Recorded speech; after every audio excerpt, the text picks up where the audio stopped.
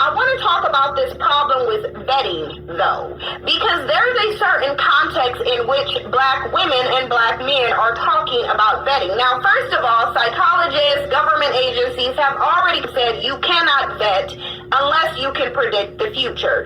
People change, people deceive. Your quote-unquote vetting relies on accurate information. And we know that when it comes to relationships, or basically anything that a person wants, they will say or present anything in order to get it.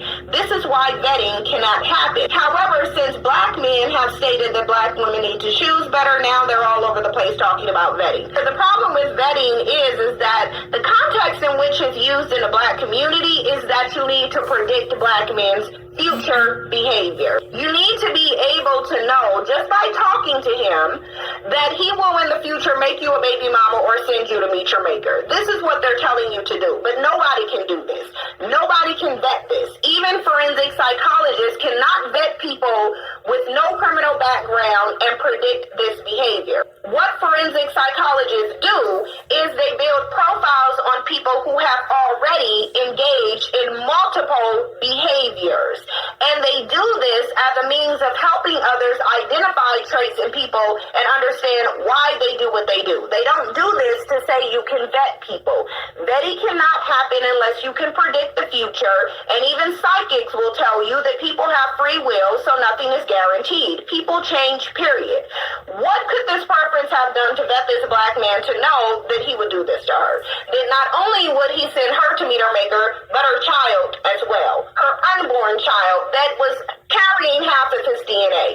How would she have vetted this? How would a black woman have vetted this behavior? How would black women be able to predict anything that black men do? They wouldn't. And if they were able to do... That's not true, though. You could look at this guy and tell that he obviously... he doesn't look mentally stable. Two, he also looks like he looks like a black Jack the Ripper or something. Like, he looks like he would kill a whole bunch of people. He looks like a homicidal crazy maniac. I mean, you can tell by just looking at him. I've never even talked to the guy, never seen the guy who's speaking. I could just see his mugshot and know that he is complete danger. And if you were trying to have a child with such an individual, it would be a life-threatening event. You know, you would be risking your life because he does look like a very dangerous man. And that's not because he's black, he just looks dangerous, you know. So I'm just saying that you can't predict the future, but you can see some people and you can see what they're capable of without seeing them actually commit the act. In her case, she probably knew. She just didn't care enough about her life or understand how much of risk she was at. Maybe she's attracted to that type of man. Some women are actually attracted to those type of men. And that's another thing about vetting. Many men who are violent and many men who are looking to harm women vet women. They vet women to see who's most likely to take it, basically. They vet women and test women to see who's the perfect victim, basically. Or, you know, I guess compliant abuse partner, as you could say. But they do. So, I mean, like, they also vet, you know. And sometimes it's really important. That's another thing, what you were saying about vetting. It's important to be able to tell when someone is trying to figure out if you're one of those women or not, and to give the signal out that you're not. You know, sometimes I think I've seen this with people, and this is not black men, this is people of other races. I've seen how they would react towards multiple women and how they would pick out which woman they were going to use, abuse, and basically break down, basically.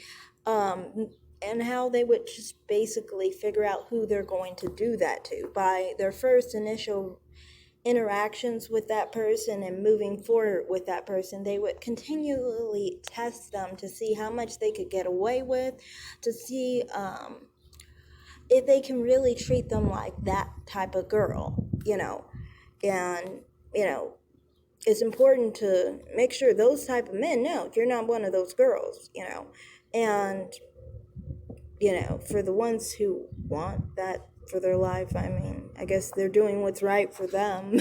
Maybe they do like abuse, I don't know.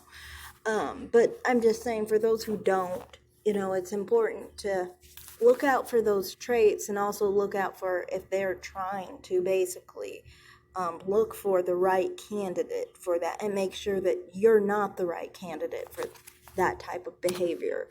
And what I mean is like abusive behavior. That doesn't mean specifically that they're looking for a woman to cut their head off or whatever, like in this case, because she died by being decapitated. But it does mean a man who has intentions to abuse a woman, to emotionally abuse a woman, to verbally abuse a woman, physically abuse a woman. One of those things, a man who has those intentions and knows he's that type of man looks for a certain type of woman, So that's where the vetting process goes into play. And this is not just black men, it's any man of any race who's interested in abusing women and hurting women like that. It doesn't just happen one day like, oh, I'm going to abuse a woman today. No, they will purposefully look for a woman to regularly be a punching bag, to regularly berate, to regularly break down. And usually they're looking for a woman with a low self-esteem who's willing to put up with that type of behavior, So that's all I have to say. Thanks for watching. Like and subscribe, everyone. Comment down below.